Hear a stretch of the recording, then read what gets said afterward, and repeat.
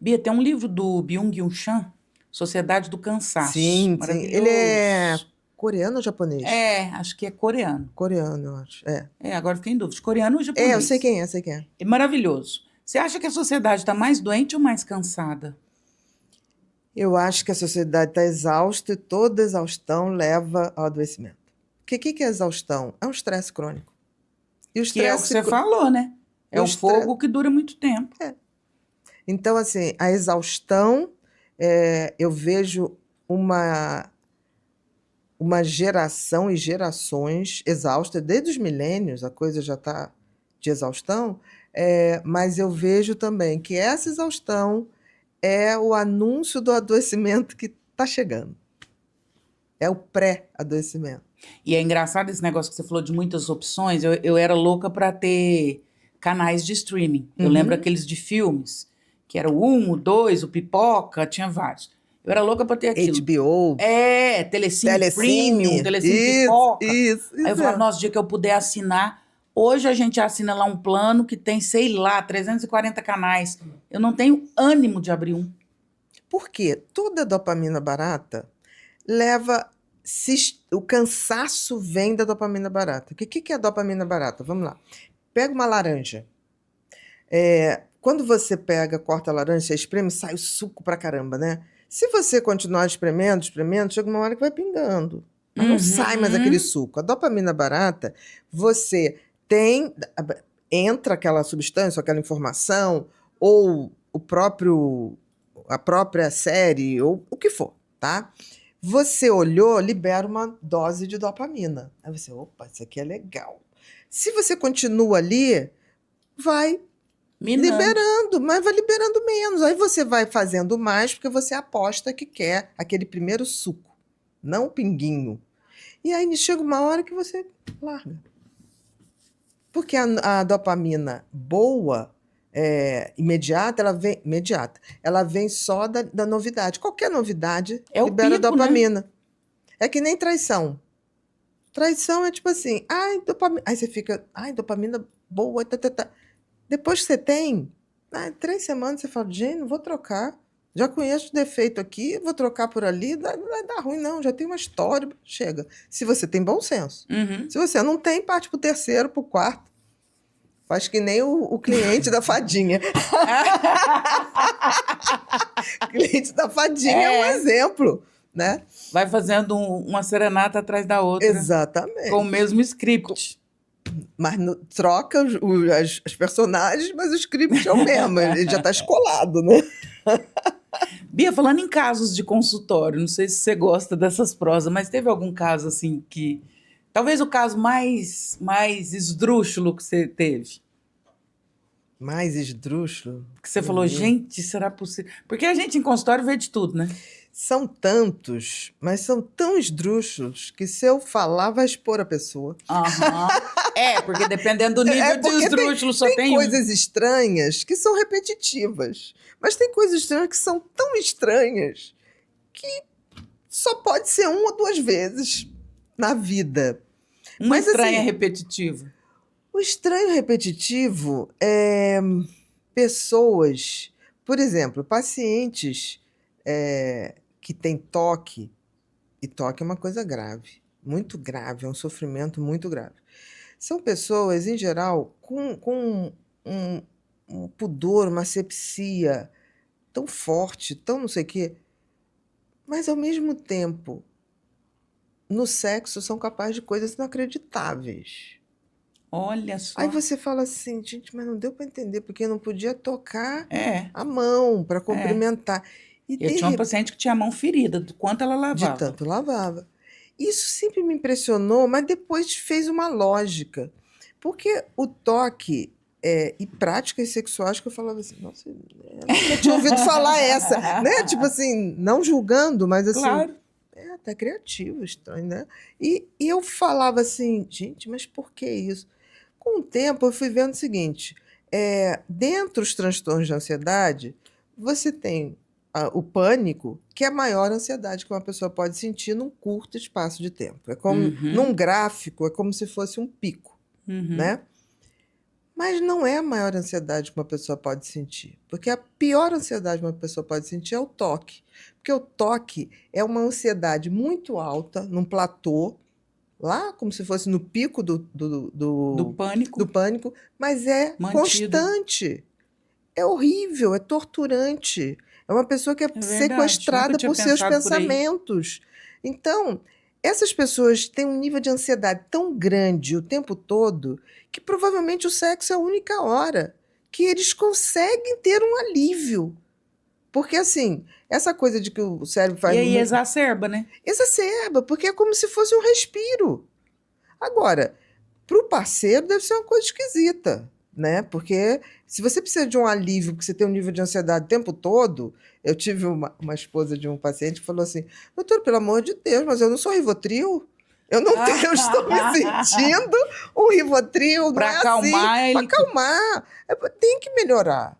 Tem que melhorar, porque assim, eu gosto de fazer sexo com ele, mas não é na velocidade, na quantidade. Aí eu fico olhando para ele no meio do sexo e falo assim: eu estou sendo um objeto de um ansiolítico. Eu sou Que um loucura. ansiolítico. Aí eu falei: não, você faz sentido também. Ali me ficou muito claro quando ela falou: eu sou um ansiolítico, né?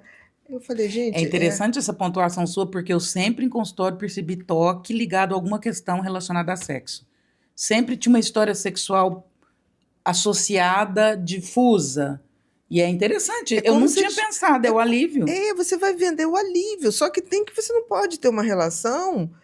E sexo é bom quando é bom para os dois lados, É, senão é uma tortura. é. Né? Alguém tem que estar bom. Né? Você não pode fazer sexo só por ser funcional. Como ela falou, eu sou uma caixa de calmante, eu sou uma caixa de ansiolítico.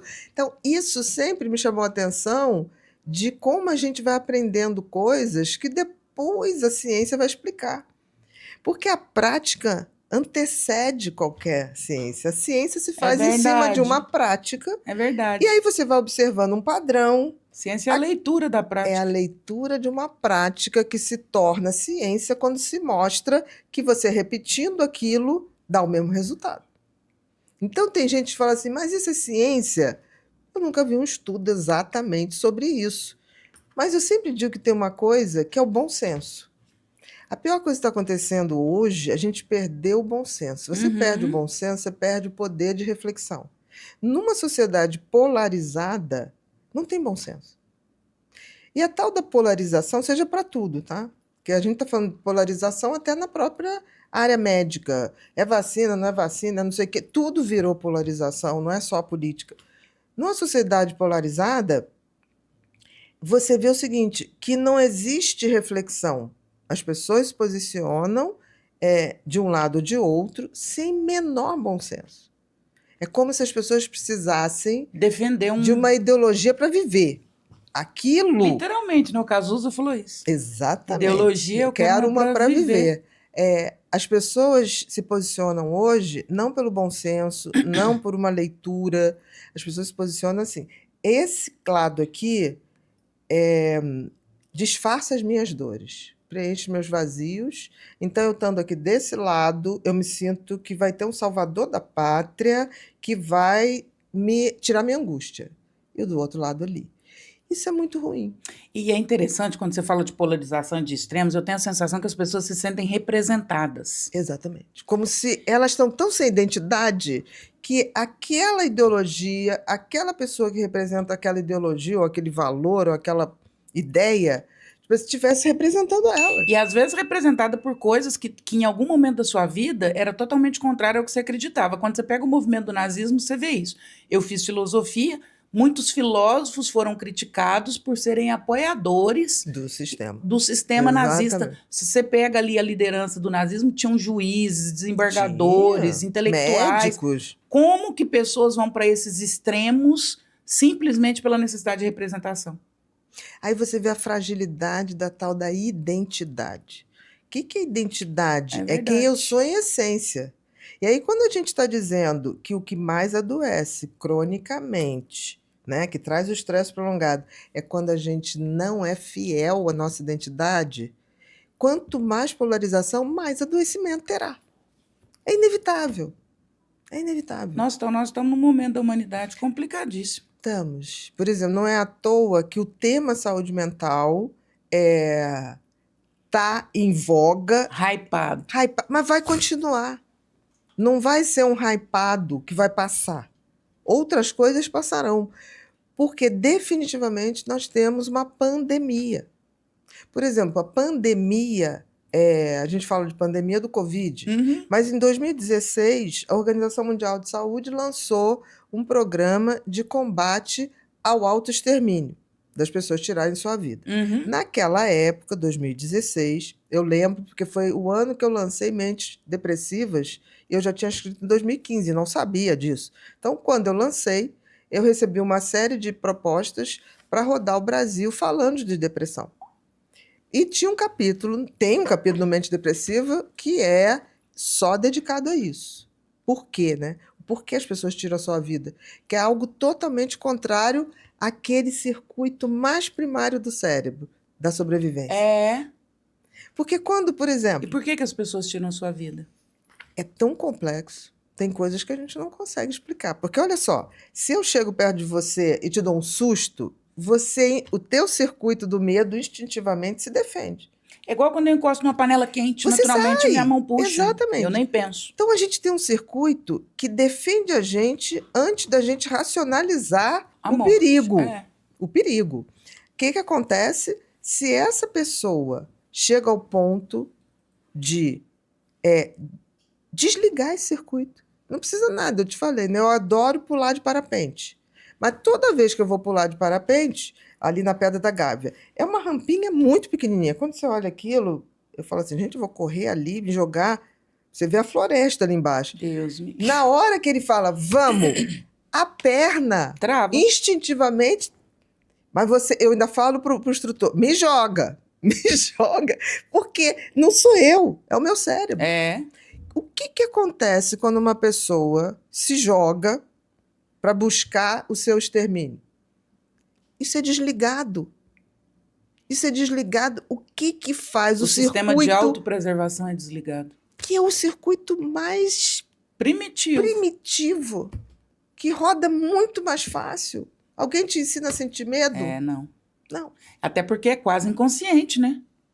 É o retirar a mão da panela quente. Eu nem penso para fazer. Acabou. Defender a própria vida é praticamente inconsciente. É um circuito que roda sozinho. Acabou. Se ouve um barulho, o coração dispara. Esse circuito é um circuito, né, muito, muito ativado. Porque a gente precisou sobreviver num mundo que nós éramos animais. Olha, gente,